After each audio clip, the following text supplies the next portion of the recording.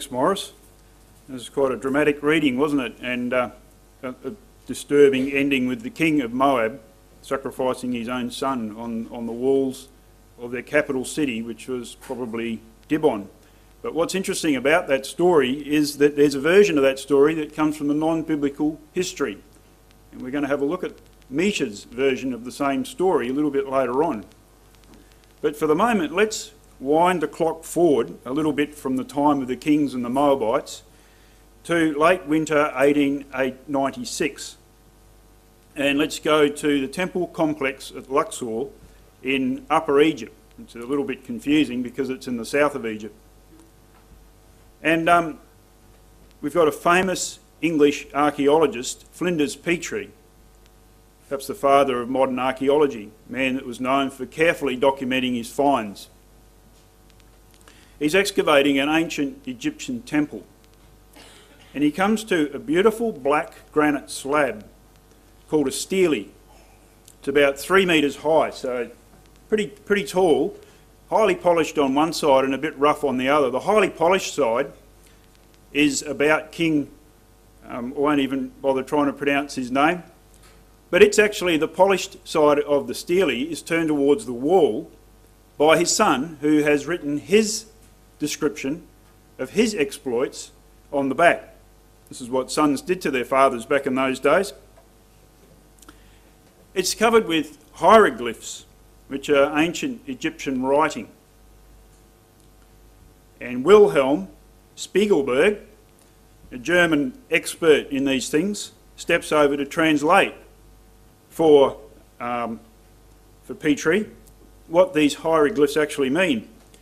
And he discovers it is a boastful record of Pharaoh Mereneptah, listing all the people that he's conquered. And he reads through the list and he gets near the bottom of the list and he comes to this very strange name, Isiria. Anybody like to guess what that is? Exactly. Petrie leapt to the solution of what it was while Wilhelm was trying to puzzle out what it might mean. Petrie leaps to the solution. Israel, he says. Won't the reverends be pleased? And they were, because the inscription dated to 1200 BC, talking about 3,000 years ago. And it was the earliest mention, it's the earliest known mention of Israel outside the Bible. Very, very interesting, the context of that and the way in which that was written, because Mereneptah is generally considered to be Pharaoh of the Exodus. But we'll talk a little bit more about that in a moment.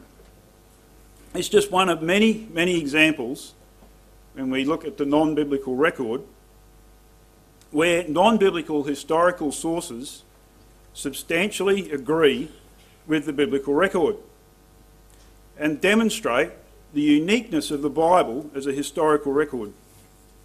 Now, I studied ancient history, as many of you know. It didn't do me a lot of good in my working career, but I did learn a lot about ancient history and I read a lot of ancient sources.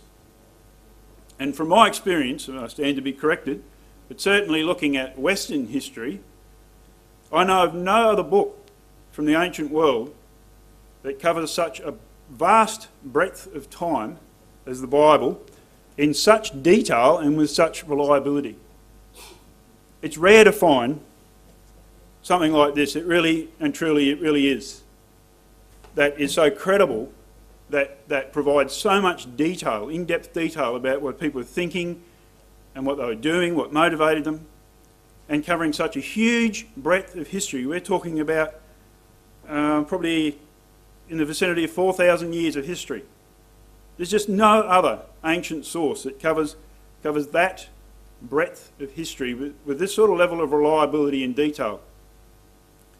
The father of history is supposedly Herodotus. I don't know if you've ever read Herodotus, but it makes amusing reading because he just picked up whatever story was around and recorded it. And it covers nothing like this breadth of time. And for me, that's strong evidence of the inspiration of the Bible. But I want to tonight allow the evidence to speak for itself. We're going to have a look at the biblical record from the other side of the fence, as it were. We're going to have a look at biblical events as they were recorded by non-biblical characters and non-biblical records. So as I say, we're talking about 4,000 years of history up to the time of Christ. And at various points in time, the people surrounding Israel, their histories intersected the history of Israel. And you can, you'll know what I'm talking about. So Israel were invaded at various times. They came into contact with other peoples at various times. And those contacts are actually recorded by those ancient people, and we can have a look at them. We're going to have a look at a number of examples of where that contact took place, and we'll compare them with the Bible record. And we won't find perfect agreement, I'll tell you right now. If you're looking for perfect agreement, you won't find it, although we will come very close in a few instances. And that's because, really, there's probably no such thing as a fully truthful and accurate man-made history. And for decades, the job of ancient historians, a lot of them still would go down this path, is to compare history and to analyse it to try to come up with truth. But in the last 20 or 30 years, we've had the onset of the postmodernists who have given up on that idea, and they've said it's unfindable. We can't find the truth. And there's a lot in what they're saying. And I, in many ways, support them, although it kind of throws the whole practice of history out the window. What's the point if you can't find truth? The postmodernist says, well, look, every history, and it wouldn't be a historian alive that wouldn't acknowledge this, every history is written with an agenda. The historian is writing to promote a personal agenda. And an easy example is that the one we've just looked at, Mereneptah, who's written history, his history of his exploits. Now, Mereneptah's got an agenda, and that's self-promotion. So often, that's the case with histories. You look at the histories of Alexander the Great, one of the big disputes about that, and the big problems is that one of Alexander the Great's main historians was in his pay. Now, Alexander had an agenda to show posterity how great he was. So maybe the things we've heard about Alexander aren't exactly true. What was the truth about Alexander? How successful really was he? We don't know. There's no standard of truth except the Bible. So inevitably, what we're going to find when we compare non-biblical historical sources with the Bible, we're going to find differences in detail. The Bible's the standard of accuracy, so the problem is not with the Bible, it's with our non-biblical sources. However, what's really amazing is that as we look tonight at something like 4 different civilisations, covering a period of about 2,000 years, in various parts of the Middle East, we'll find substantial agreement. Now that's amazing when you take into account the fact that we're looking at different histories written by different people who were not in contact with each other. And to me, that is a really amazing thing, that when you look at the full breadth of the Bible, that you get such, as we'll see, quite amazing agreement between the records. So let's allow the evidence to speak. I'm going to go through a few examples now, and let's survey some examples of where non-biblical sources talk about biblical events, and let's compare them with the Bible. So let's go back in time 3,700 years ago to 1700 BC. So we're talking about roughly the time of Jacob. And we're going to go to the Western world's first civilization. Now, I could ask the children, the school kids here, which civilization that was, and they'd tell you Sumer. And if you were a young lady in Sumer, that's what you might be wearing. I don't know if you find that attractive, young ladies, but that's what they wore. They've excavated that and been able to reconstruct it. So Sumer was located generally from the Persian Gulf up between the 2 rivers, the Tigris and Euphrates. So it was the beginning of Mesopotamian civilization. And I want to have a look at this, which is called the Eridu Genesis, which is it's cuneiform you can see there, which he had some cuneiform on the screen to begin with. And it's the earliest form of writing. So you can try this at home sometime, grab some mud or some clay, and you can make little wedge-shaped marks. And the writing was a code made up of wedge-shaped marks. And it was, I think, more often than not, intended to be temporary. So, you know, it was like having an exercise book, piece of paper you could write on. So they could make these little cuneiform marks on the clay, and when they wanted to reuse that tablet, they could drop it in some water or wash it off and start again. That's where the excuse came from. You might have heard of it, the dog licked my homework. Yeah. So I haven't got it because the dog licked it and it came off. Well, what happened was, you could make this record permanent either by drying it, or if you dried it you could still wash it off, or by firing it and making it into ceramic. Now you could do that deliberately, you could fire that deliberately, or sometimes what happened, and this is how come we've got so many cuneiform tablets, we'll talk a bit more about them later. So tablet, I don't mean like Aspros or Panadol, I mean a little piece of clay, often only very small, sometimes quite big. The reason why we've got so many of them is that they were stored in libraries, and then when the city burnt down, of course all the cuneiform tablets were fired and became hard and permanent. So we've got a huge number of cuneiform tablets in various collections and museums and private collections all over the world. So this particular one was found at the Sumerian city of Nippur. I'm not sure why it's called the Eridu Genesis, because it was found in Nippur, which was a major city in Sumer, and it's found now in the Pennsylvania University. It was found by the Pennsylvania University, and it's located in the Penn Museum. And it's famous for this reason: it contains an early account of the flood. So there it is. Let's just read that out. This is what it says. So it actually goes through a whole Genesis story, a whole creation story. And then it says this: a flood will sweep over the temples to destroy the seed of mankind. It is the decision, the word of the gods, by the word commanded by Anu and Enlil, the two gods. Its kingship, its rule will be put to an end. It's about 40 lines missing. All the windstorms, exceedingly powerful, attacked as one. At the same time, the flood sweeps over the temples. After, for 7 days, the flood had swept over the land, and the huge boat had been tossed about by the windstorms on the great waters. Utu came forth, who sheds light on heaven and earth.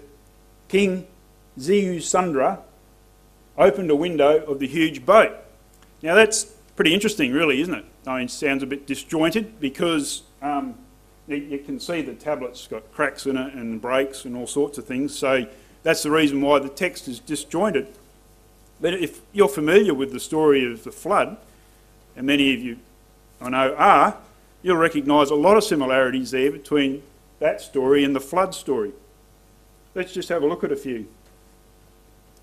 So obviously the flood sweeps over the temples, says the tablet.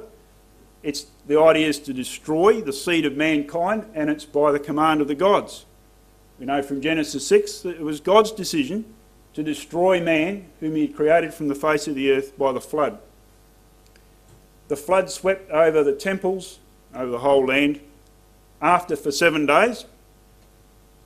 Genesis says that it was after 7 days that the waters of the flood were upon the earth. Noah was saved, anyway, the king, Zeusundra, was saved in a huge boat. Noah was saved in the ark. In the end, the king opened a window of the boat. Noah opened a window of the ark. So there's a lot of similarities there. And this is very interesting when it's looked at, because the story comes up again, and it comes up again in the Sumerian king lists, which you've probably heard of. And what's interesting about that is these kings had huge, long reigns. There's a break with the flood, and then the rains actually diminish. Again, exactly the same as what Genesis says. So there were very, very long lifespans, There was a flood, and then the lifespan shortened down. So what we've got again is near perfect agreement. Oh, it's not perfect agreement, I should say, but we've got substantial agreement with the Bible. Obviously, the Sumerians had a memory of the flood, carried on by the tradition, a little bit like Chinese whispers. As time went on, that story got distorted. Let's have a look at another example, and let's have a look at the stele that was discovered by Flinders Petrie. So we've moved now 500 years forward to 1200 BC. We've moved in the biblical record from Genesis right through now to roughly the time of Exodus. And this is what he found. So that's the granite slab. I think that's Mereneptah over there on the right. And this is what it says. Again, what it is, it's a slab or a monument describing Mereneptah's conquests. And he goes through a whole list of different nations. And at the bottom, let's have a look at this. We've got this. Ashkelon has been overcome. Giza has been captured. Yanoam is made non-existent. Israel is laid waste and his seed is not. Haru is become a widow because of Egypt. So there's the mention of Israel in the context of being conquered by Mereneptah. Now what's interesting about this is that Mereneptah is considered by most people to be the pharaoh of the Exodus. So the Israel that Mereneptah knew were wandering people that didn't have a homeland, so they were wandering in the wilderness. And that's exactly how, when you have a close look at this reference to Israel, that's exactly how Mereneptah describes Israel. So here's, can anyone read hieroglyphics? No. Over on the left is the hieroglyph for Ashkelon, and that's the hieroglyph for Israel. And there's a very interesting difference between those two hieroglyphs. So the Ashkelon hieroglyph, we've got the symbol of the throw stick, which means foreign, and then that little wiggly line underneath is supposed to represent hills, 3 mountains, which represents a city. So if you put those two together, what's it saying? Ashkelon is a what? Foreign city. Foreign city. However, when we look at Israel, again we've got the throw stick, which means foreign, but instead of 3 mountains, which represent a city, we've got a man and a woman seated, which represents people. So what would this represent? Foreign people, exactly. So you can see the difference. Ashkelon, described as a foreign city. Israel, not described as a city, but as a foreign people. And the Oxford History of the Biblical World says that this was the way in which Egypt referred to nomadic groups of people that did not have a fixed city-state as a home. So the stele of Mereneptah, this very first mention of Israel, which dates back to roughly the time of the Exodus, describes Israel as a nomadic people, which is very interesting because they were never really nomadic after they got into the land of Canaan. So that tends to, again, this is fairly, it's not a detailed agreement, but certainly evidence to support that at the time of Mereneptah, Israel were actually wandering in the wilderness. They were wandering people without a home. Now we know what's interesting about this, of course, is that Mereneptah is saying that he destroyed Israel, and we know from the biblical record that in fact it was the other way around. Mereneptah was actually destroyed, well, he wasn't, but his army was destroyed in the Red Sea. But you think about this is where the agenda takes over, because Mereneptah is not going to come back to his people and record for posterity the fact that he lost an army. He's gone out in pursuit of Israel. His people have seen him go out in pursuit of Israel. He comes back with a much diminished army. What's he going to tell the people? Not that he's been defeated, but that he's defeated Israel in a big battle in which he lost many people.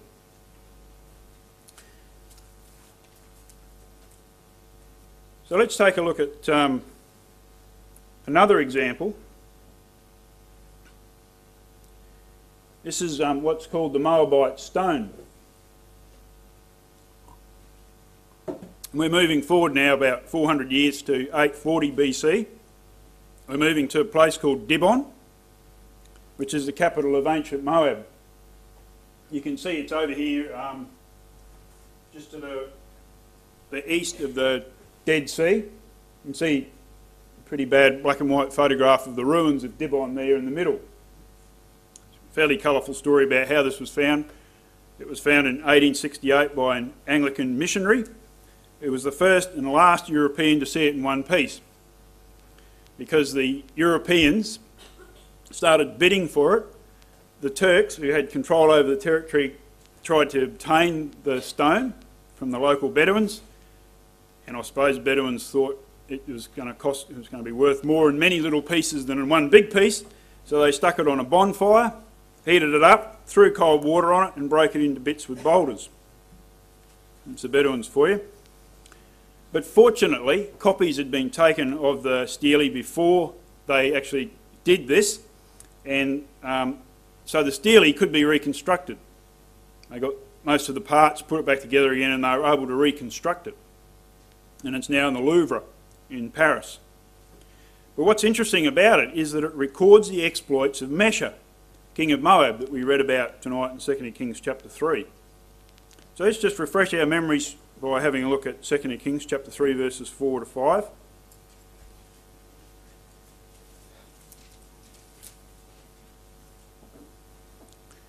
We read there that Mesha, king of Moab, was the sheep master, and rendered unto the king of Israel 100,000 lambs and 100,000 rams with the wool. But it came to pass, when Ahab was dead, that the king of Moab rebelled against the king of Israel. And of course, we read about how the three kings got together. The King Jehoram, the son of Ahab. So Mesha actually rebels against Israel in the time of Ahab. Ahab's son decides to do something about it. He joins up with Jehoshaphat, and he joins up with the king of Edom. They go to fight against Mesha with the intervention of God. They actually have some success. Mesha retreats back into his capital, and there, at his extremities, facing defeat in the face, sacrifices his son on the wall. And outraged, the three kings return to their own land. Pretty horrible story. Well, the Moabite stone describes this revolt. So this is what it says. I am Mesha, son of Chemosh, the king of Moab, the Dibonite, and I made this high place for Chemosh. Chemosh is the god of the Moabites. As for Omri, the king of Israel, now who was Omri? Father of Ahab.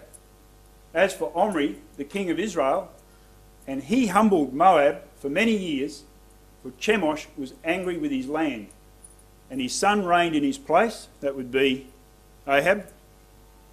And he also said, I will oppress Moab, but I triumphed over him, and Israel has perished. He goes on and on with many, many lines of boasting.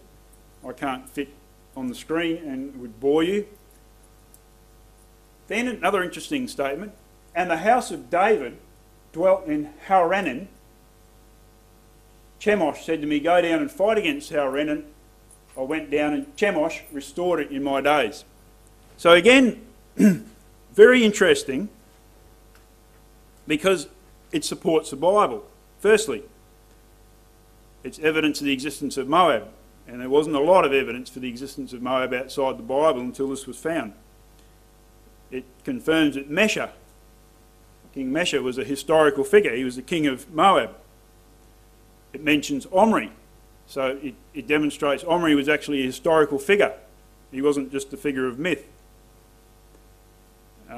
It tells us that Mesha revolted in about the time of Ahab, so it proves that was a historical event. And also, interestingly, it is one of the only two references to the house of David outside the Bible, which demonstrates for us that David and the house of David were actually historical entities.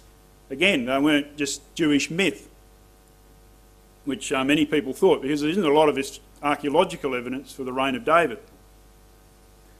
And it adds a little bit of extra information that Mesha was put under tribute probably by Omri, who was Ahab's father. So we've got broad agreement, but it's not perfect in every detail. So Mesha says absolutely nothing about being defeated by the Jews. He says nothing about sacrificing his son, but would we expect him to? You know, what does Mesha want to leave to posterity? Good news. He doesn't want to leave a bad news story. And he's not alone in that. Plenty of other historians have done the same thing.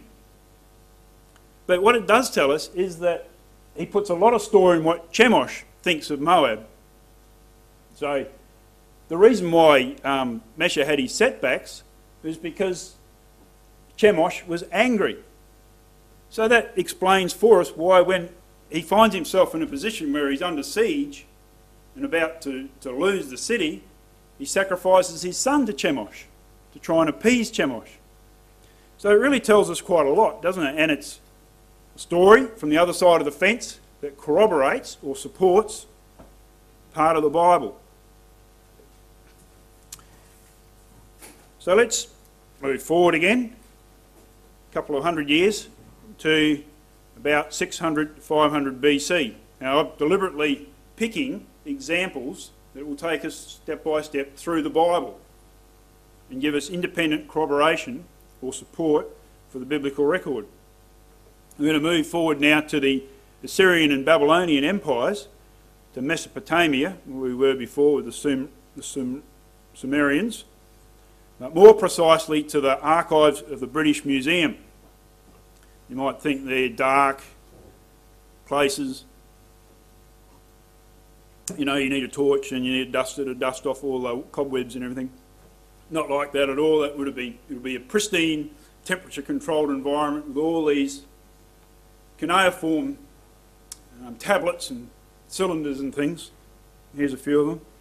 You can see they come in a wide variety of shapes. We've got prisms, cylinders, little disc-shaped things. They'll all be away in these little drawers on mylar or something. So that's where we want to go. The British Museum has 130,000 cuneiform tablets, which is only a small proportion of the number in the world, believed to be up to 2 million cuneiform tablets. So we're actually looking at a vast historical resource. Many opportunities to find independent support for the Bible. And as these things are being translated, they're finding it. So, you know, there's commercial records, there's receipts for beer. They had beer in Mesopotamia, and bread. There's school practice tablets. That's what this one is here. That hasn't been licked by a dog. You can see it's still there. But the kids would practice their cuneiform on a little bit of clay like that, and wipe it off and start again. That one must have got burnt and hardened, and that's how come we've still got it. So abundant as well as historical records, some of them very, very boring. You know, for the most boring history you'll ever read. So, you know, in the year 2000 BC, King so-and-so came to the throne and killed someone else and then had a battle and then someone else came on, like that. But very good because it corroborates the Bible. And one of the most famous you can probably recognise. Anyone recognise a famous one? The Taylor, yep, Sennacherib's prison, the Taylor prison over here. That one, which will be in your handout, which I hope you've all got. I'm not going to talk about it. I think Uncle Dave Saul will talk about that later on. That's a record, again, a very boastful record of a king. They did this a lot, the kings. A boastful record of Sennacherib's siege of Jerusalem. There's a host of other tablets, prisms, cylinders and so on. Many of them obtained from antiquities dealers, so the museum doesn't even know where they come from half the time. They're just bought from a dealer in the Middle East. And we're just going to have a look at two examples. One relating to the death of Sennacherib. Now, how did Sennacherib die? Can anybody tell me? Sorry? he was killed by his two sons. Exactly. Sennacherib was killed by his two sons. Let's just have a look at the record. 2 Kings chapter 19.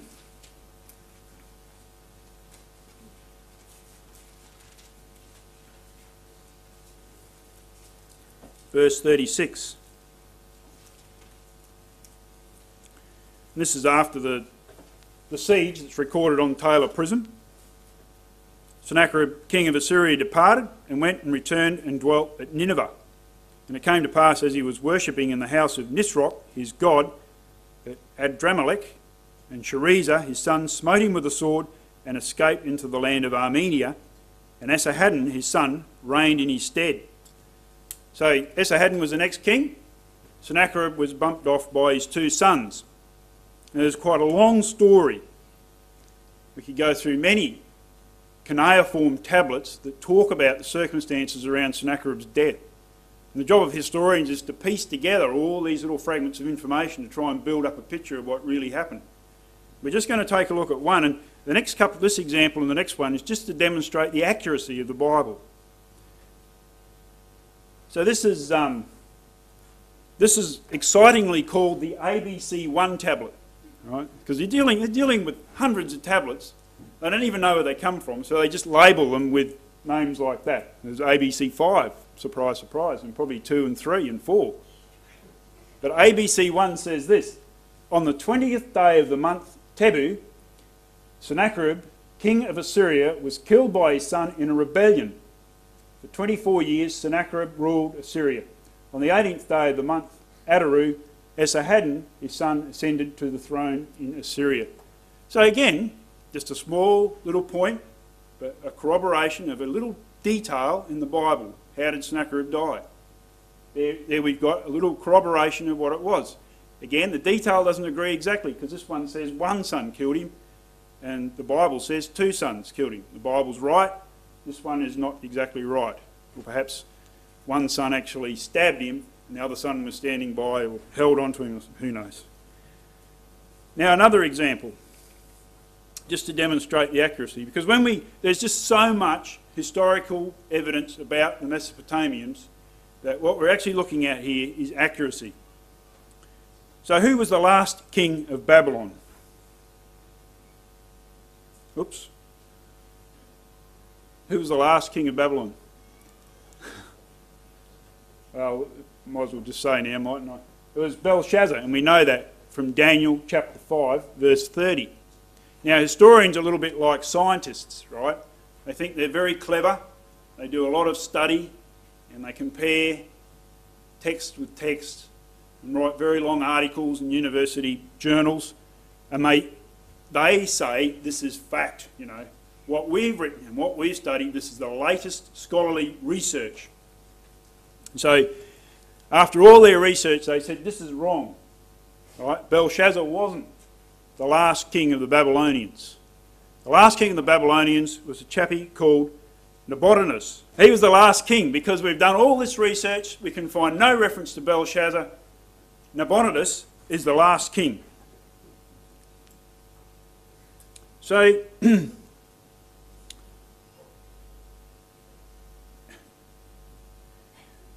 that was believed up until about 1854, there's no reference at all of Belshazzar until someone found this. This is Nabonidus cylinder from Ur. You can pronounce it yourself now because you can see it up there. And this is what it said. As for me, Nabonidus, king of Babylon, save me from sinning against your great Godhead and grant me as a present a life long of days. And as for Belshazzar, the eldest son, my offspring, instill reverence for your great Godhead in his heart. So it doesn't make a lot of sense, but what it does tell us is that Belshazzar was the son of Nabonidus. Now let's have a look at another one. This one wasn't translated until 1924. This is called the verse account of Nabonidus. No need to know why it's called that or too much about what's on it, except that it says this: Nabonidus entrusted the camp, in other words the city, to his oldest son, the firstborn, and bracketed Belshazzar, because we know that his firstborn was Belshazzar from the little cylinder before. The troops everywhere in the country he ordered under his command. He let everything go, entrusted the kingship to him, and himself, Nabonidus, started out for a long journey. The military forces of Akkad marching with him, he turned towards Tema in the west. So what's this telling us? It's telling us that at some point in time, Nabonidus collected his army and disappeared off into the west to a place called Tema. And he left in charge Belshazzar. So in 1924, when they translated this, after for many years maintaining that Daniel was wrong, scholars had to actually do a backflip and say, well, actually, we had it wrong. And I bet you the evolutionists might say the same thing if we're around for another couple of hundred years. So maybe their scholarship wasn't as good as what they thought it was. Clearly it wasn't, because as more evidence came to light and they got a fuller picture, they realised Belshazzar actually was the last king of Babylon. Okay, now let's move to the New Testament.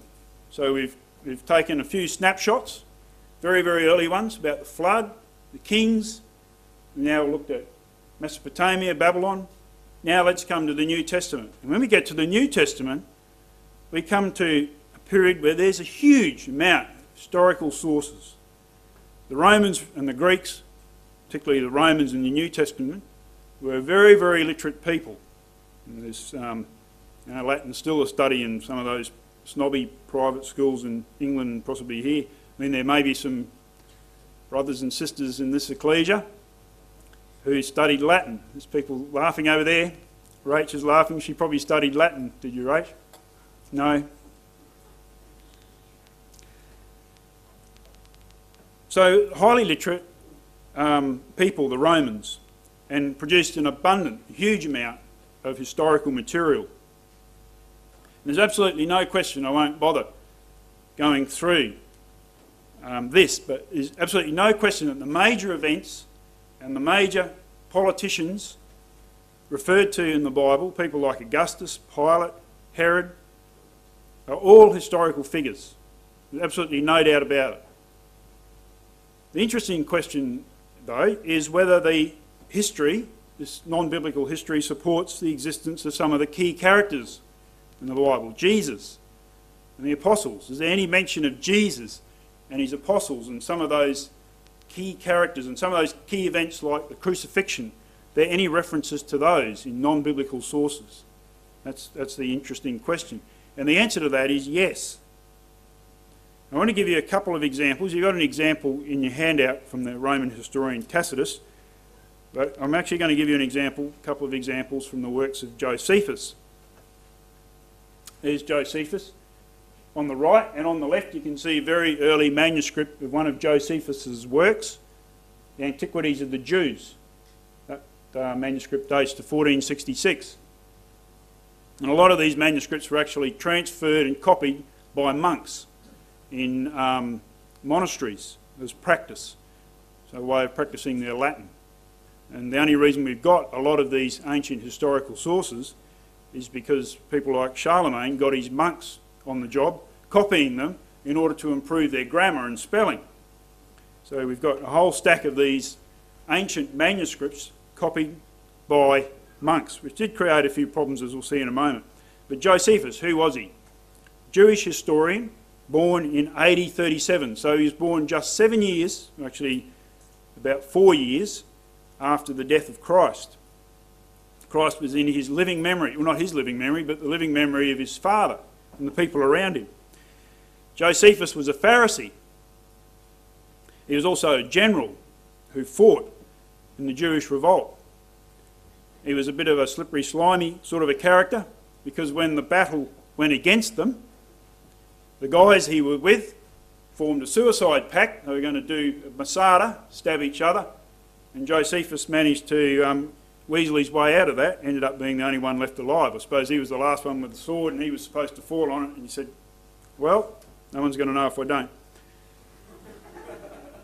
He'd always sympathised somewhat with the Romans, so being the sort of slippery, slimy character he was, he made friends with the general Titus, who was the general in charge of the Roman army fighting against Jerusalem.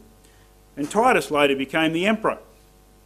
So that was a pretty good move on the part of Josephus. He got pensioned off to Rome in AD 70 and was given a villa to live in. So he did very well for himself. Managed to change sides and end up being given a villa in Rome. What more could you want? Where he retired to a life of writing. Wrote two major histories, The Jewish Wars, which was published in about 75 AD, and Antiquities of the Jews, 93 AD. Now, how interesting is that?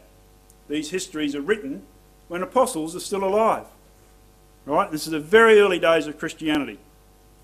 Josephus lived in the milieu, the times and the place of the apostles when the apostles were going forth preaching. He was a boy, child, and certainly he would have known a lot of the events going on. So what does he say about these events? I'll give you three examples from his Antiquities that refers to Jesus and John the Baptist and James, the brother of John. Now, the most famous of these is, can anyone read what that title is? Testimonium Flavianum. It just means the testimony of Josephus. So I'll read it out for you. About this time there lived Jesus, a wise man, if indeed one ought to call him a man. He was one who wrought surprising feats and was a teacher of such people who accept the truth gladly. He won over many Jews and many of the Greeks. He was the Messiah. When Pilate, upon hearing him accused by men of the highest standing amongst us, had condemned him to be crucified, those who had in the first place come to love him did not give up their affection for him. On the third day he appeared to them, restored to life, for the prophets of God had prophesied these and countless other marvellous things about him. And the tribe of the Christians, so called after him, has still to this day not disappeared. So that's pretty amazing, isn't it? In fact, you might say a little too good to be true, and you'd be right. As you can imagine, there's been a mountain of scholarship about that text, and a good deal of dispute. There's people that say the entire thing was added in by priests, who, as I said before, that's how we've got these things, because they are copied by priests, and the priests thought, oh, here's a good opportunity, I'll write in a bit of extra. And there are scholars who actually believe the whole thing's authentic. But probably the majority say that the core of that statement is authentic and there have been little bits added in.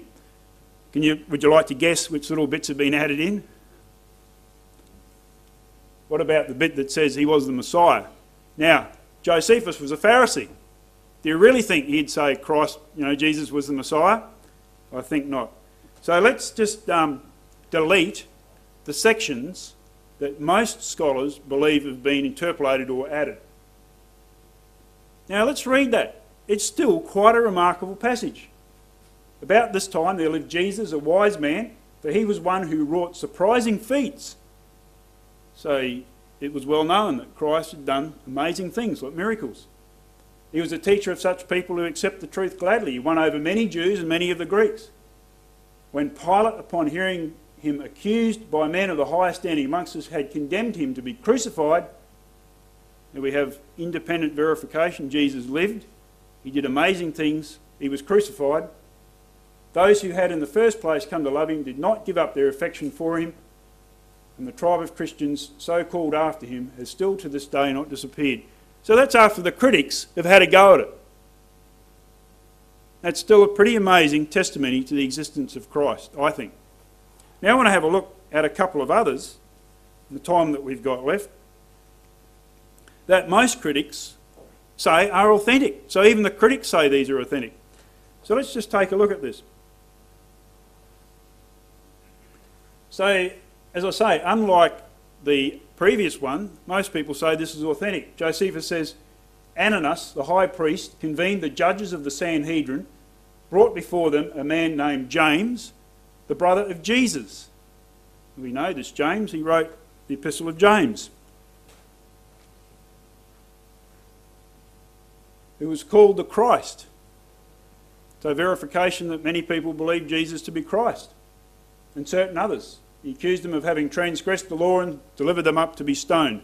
Now many of you be thinking about the Acts record where James was killed by Herod. This is not referring to that. It's referring to a later event. This is talking about the writer of the Epistle of James, who was the brother of Christ. And what it does tell us is that James, this is how James met his end. He was accused, brought before the Sanhedrin and stoned to death. So, very interesting. Interesting because virtually all the scholars believe that this section of Josephus is authentic, wasn't added in. Finally, our last reference tonight, Josephus refers to the death of John the Baptist. Again, most scholars believe this is correct. This is authentic and not being added in. This is even critical scholars, ones that don't believe the Bible and who would love to say this is proven to be incorrect. But to some of the Jews, the destruction of Herod's army, because Herod Antipas went to war against Petra and was defeated, to some of the Jews, the destruction of Herod's army seemed to be divine vengeance, and certainly a just vengeance, for his treatment of John, surnamed the Baptist. For Herod had put him to death, though he was a good man and had exhorted the Jews to lead righteous lives, to practice justice towards their fellows and piety towards God, and so doing to join in baptism. He goes on in more detail than that. You can have a read of that yourself sometime if you've got that version of Josephus that many of us have got. What does that prove for us? John the Baptist lived. He was a historical figure. He baptised people and he taught them to repent of their ways. Again, quite an amazing independent verification of the Bible. So, what I've done deliberately, I've given you a lot of material tonight, but I think it's the sheer bulk of the material that demonstrates for us how unique the Bible is as a history book. I don't think you'd find another history book that covered such a vast period of time that's independently verified at so many different points. You think of it. We first had a look at Sumer, 1,700 years before Christ, talking about the flood, an event that happened long before that. So many similarities we saw. Mereneptah Stele down in Egypt, 1200 BC, referring to Israel as a nomadic people. At roughly the time we believe they were engaged in the Exodus, wandering in the wilderness. The Moabite stone, Meshes Stele, 840 BC from the time of the kings. Really good independent verification of a story in the Kings of the revolt of Mesher against Israel. Babylon, the verse account Nabonidus and ABC 1. I haven't got a picture of ABC 1, couldn't find one anywhere. Okay, talking about the death of Sennacherib, talking about proving that Belshazzar was the last king of Babylon. And we could have found many, many more tablets that independently verify what the Word of God says. And there's a couple or other examples in your handout. And finally, Josephus. It gave us 3 different independent verifications of the Gospel records.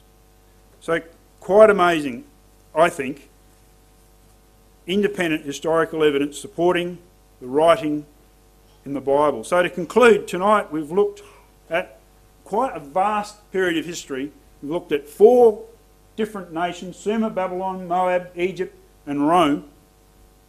Different civilisations, different historical records over a wide period of time. And although those records come from such a diversity of sources, there's an amazing amount, I think you would agree, amazing amount of agreement with the biblical record, giving the limitations of man-made history, which, as I said before, is inherently inaccurate.